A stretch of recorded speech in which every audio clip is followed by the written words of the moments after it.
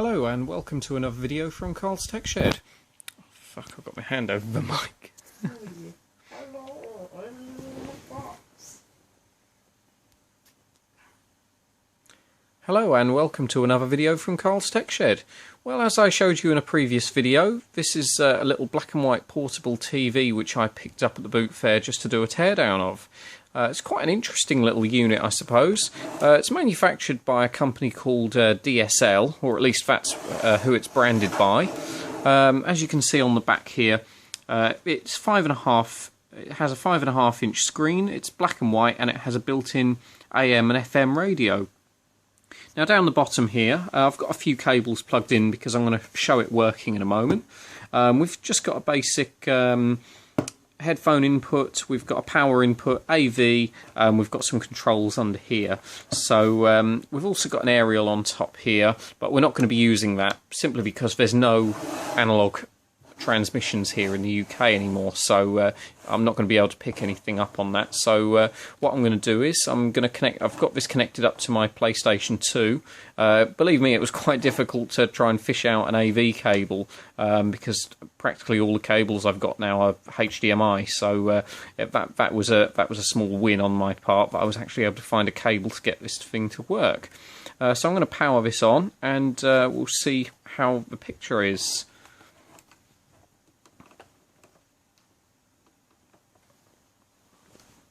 Okay, so the TV is on, and I'm just going to pop over and put the PlayStation on. Now, if you see any sort of flicker on this video, that's actually just the camera in my video camera. It's not the TV flickering as such. That's caused by the it's actually caused by the line scanning on the cathode ray tube. So the picture I'm actually seeing is very sharp, and it's not flickering at all.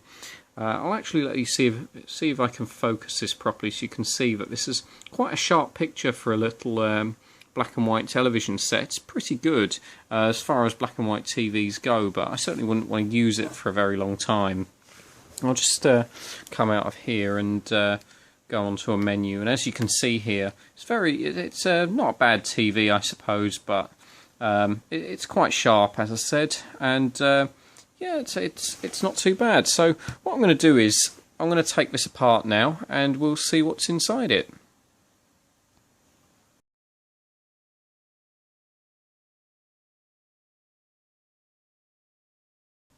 Okay, well, now that I've taken the back cover off, you can see what's inside here. Now, because this is an old style TV, the largest component in here is the old cathode ray tube, which is just here. We've also got the high voltage flyback transformer here, so you've got all of the input pins on the underside here, which I'll show you in a moment, and then you've got the high voltage cable going up here into the CRT tube here. Now on the back, I'll show you the controls that we've got. We've just got horizontal sync, vertical sync, brightness control. This is just a switch to switch between AV and TV tuner. We've also got an AV input for video and audio. We've got the main power adapter input, and we've got a headphone socket here as well. Now, what you'll notice on this board is that everything on here is through hole. There's no surface mount components at all. All of the capacitors, these are all through hole, and you'll find there's a lot of discrete components such as transistors, and these will all be older style components rather than more modern equivalents, simply because the design of this television is probably at least 10 or 15 years old, probably older, and even though newer components are developed a lot more cheaply, and yeah, they would work a lot more efficiently than what's in here, you'd have to refine and redesign the entire thing. So in some cases like this, especially for something as cheap as a black and white 5.5 inch TV, it's sometimes cheaper just to use the more expensive older components rather than try and redesign the whole thing to work around more modern components. So as I turn this round here, you'll see that a lot of the cables which are going into the back here, this is just for the aerial and for the power and for the speaker here. Everything has been soldered on, so there's very few sockets for any of the cables. There's one here, but this is obviously just for ease of installation initially. But all of these cables here are actually soldered on, so it's very difficult to try and remove this back cover without having to cut cables off and resolder them in order to have it still working once you put it back together. Now over here, as you can see, we've got this separate board. I'm just going to try my best to turn this around so you can see this board here.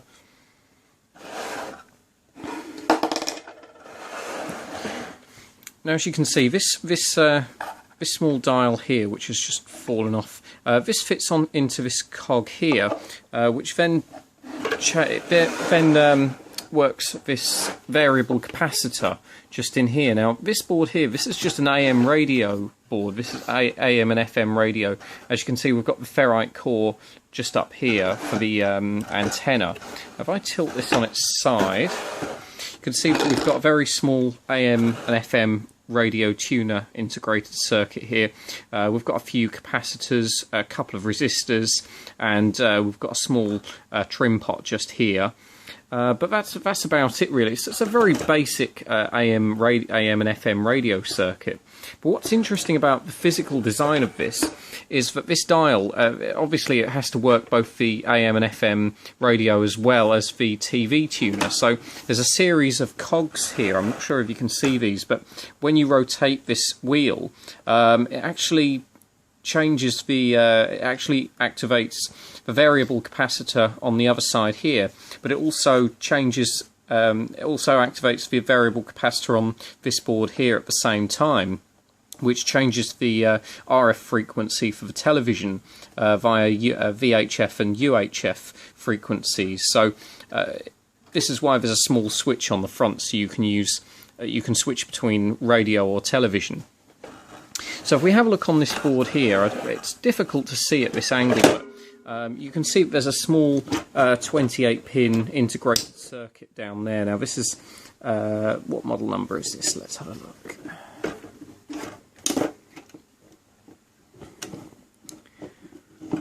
Yeah, that's a 5151CP.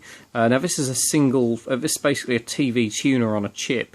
So this will be controlling the RF modulator and all of the tuning applications, as well as the CRT output as well. This is a very common integrated circuit to find in small black and white televisions, because you wouldn't be able to use this with a colour CRT tube because it's only got the single electron gun output, whereas if you want to use a colour cathode ray tube, you'd need three, one for each primary colour.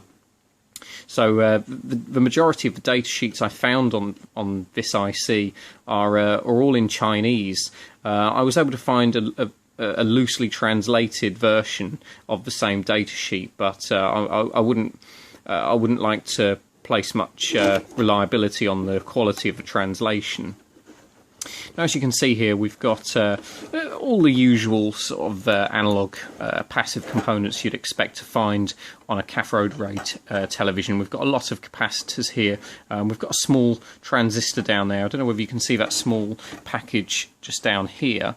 I'm not quite sure why they're using that type of package for that, rather than just using a standard plastic package. But they must have their reasons. Maybe it's a specific type of transistor they're using, which they could only source in that type of package.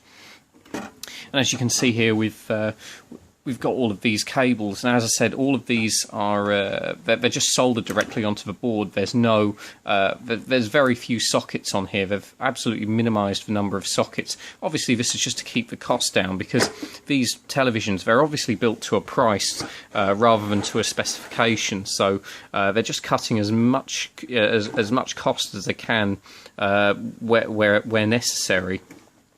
So as you can see, there's a lot of use of glue in these sort of televisions. You've got glue here, and on several of the cables, instead of having a socket, which would be more reliable and it would take a lot of stress off of the cable physically, you've just had it soldered onto the board, and then you've got a blob of glue on top of it. Now if we flip this over, you can see the PCB from the underside. Also we've got a small power transistor just here, by the way. But if you have a look under here, everything is through hole. There's no surface mount whatsoever, and obviously because of the simplicity of this design, you'll notice the complete absence of any bodge repairs or any attempt to change the design. I've actually found, while I was looking on Google, I've actually found a Chinese supplier who still manufacture and supply these blank PCBs. So obviously these are still manufactured in quantity that you can still buy these. So somebody somewhere must still be buying these in order for them to be manufacturing them still. I think what these are probably going to be used for nowadays are probably very cheap baby monitors, CCTV monitors, anything which can be stuck on a shelf cheaply enough for someone to pick it up and think, yeah, that's a bargain. I think I'll have that, for $20 or whatever sort of price they choose. So these are not really designed for constant use. These are just designed as, in my opinion, a novelty item, because they're not the greatest design, but I suppose they're okay. And nowadays there's not much market for them, especially now that the price of LCDs have come down so much in the last 5 years or so. But yeah, I was quite surprised to find that they're still manufacturing these boards. So yeah, that was something which took me by surprise. Well, I hope you liked this little teardown. As I said, I'll try and get some more videos up very soon. And thanks for watching.